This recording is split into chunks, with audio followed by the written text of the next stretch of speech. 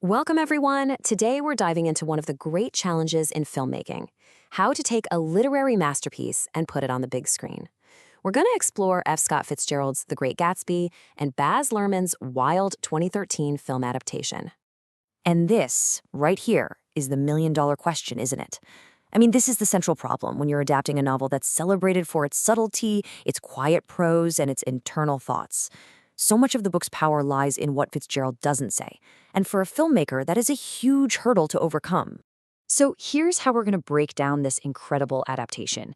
We'll look at the two different versions, how our narrator changes, what happens to the characters, how the symbols get translated, what it's like to read versus watch, and finally, why this story has such an enduring legacy. Okay, first things first, let's talk about the fundamental ways this story gets told. Because honestly, the novel and the film couldn't be more different. They are two totally different beasts approaching the same tale from opposite ends. So, on one hand, you have Fitzgerald's novel. It's this beautiful, lyrical, almost quiet critique of the American dream. It's subtle and deeply ironic. And then, bam, you get Luhrmann's film, which is a full-on sensory assault. It's a massive, visually stunning party that yanks the jazz age right into our time, complete with a modern hip-hop soundtrack. Now, let's turn to our guide, our eyes and ears in this whole crazy world, Nick Carraway. I'm telling you, what happens to him between the book and the movie is one of the most significant changes in the entire adaptation, and it tells you everything you need to know about what each version is trying to do. In the book, Nick is the story. His voice is absolutely everything. He's not some objective reporter telling us the facts. No way. He's filtering every single event through his own judgments and his own biases. You're supposed to question him, to wonder if you can really trust what he's telling you. It's all about reading between the lines. And this is where the movie makes a really fascinating choice. It adds a whole new layer that is nowhere in the book. We see Nick in a sanatorium, writing the story down as a form of therapy. Whoa. That one decision completely changes the game. All of a sudden, the story isn't just a memory. It's an exploration of his own trauma. So what does this all mean? Well, the bottom line is this.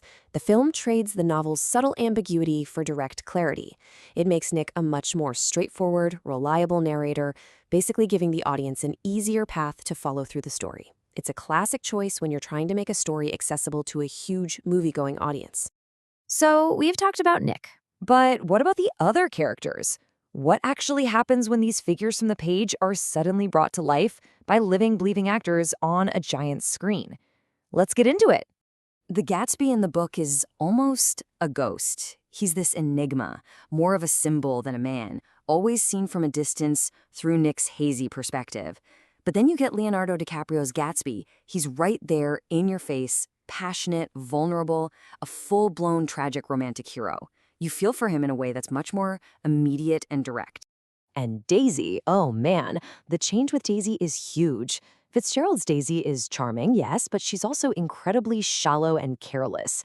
She represents this kind of beautiful, thoughtless destruction of the upper class. But Carey Mulligan's Daisy, she's much more fragile, more sympathetic. You almost see her as a victim, trapped in her own gilded cage. It really softens the novel's very sharp critique of her. And then you've got Tom. He's the bad guy in both versions, no doubt about it, but the type of bad guy he is changes. In the book, his villainy is about his entitled, arrogant mind. He's a bully with ideas. The movie, though, really amps up his physical presence. He becomes this brute force, physically imposing and genuinely threatening. His anger is something you can feel. All right, this next part is really fascinating. Let's talk symbols. How on earth do you take these deep, abstract ideas that make a novel so rich and, well, make them visible? How do you put a theme on a screen? You know, the ones I'm talking about, the green light, the Valley of Ashes, those creepy eyes of Dr. T.J. Eckelberg. In the book, these aren't just background details. They are the absolute heart of the story's meaning. They carry all the weight of the critique of the American dream, of moral collapse. They're everything. Just think about this incredible line. Nick says Daisy's voice is full of money. Wow, how perfect is that?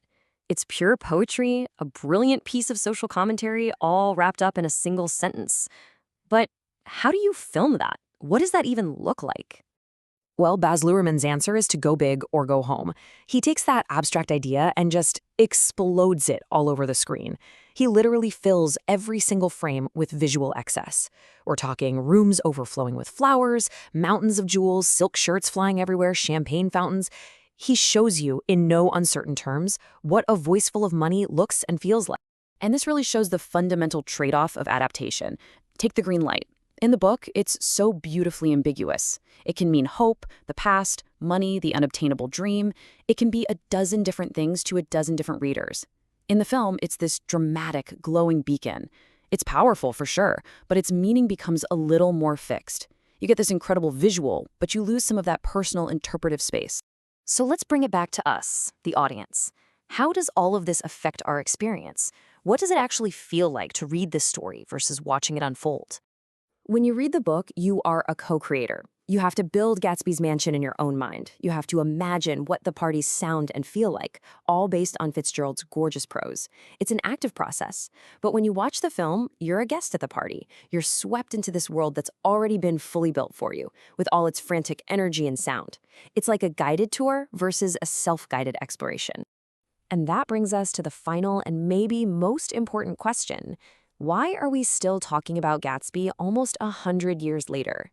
Why does this story still hit so hard, no matter how we experience it? You know, I think the best way to look at it is that the book and the film aren't fighting each other. They're just two different doors into the same incredible, haunting house. The novel is the quiet side entrance where you can wander around and think. The film is the front door, blasting music and throwing a massive party.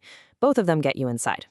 Because at its core, the story is simply timeless. It's about hope and illusion and the undeniable way the past never really lets us go. And of course, it all comes down to that perfect, heartbreaking final line, a sentence that captures a universal human struggle and hits just as hard today as it did in 1925. So I'll leave you with this to think about. When you close your eyes and picture Gatsby, who do you see? Is it the enigmatic symbol you built in your own mind from the pages of the book? Or is it the passionate, tragic romantic you saw on the screen? Your answer reveals as much about the power of the medium as it does about this truly timeless story.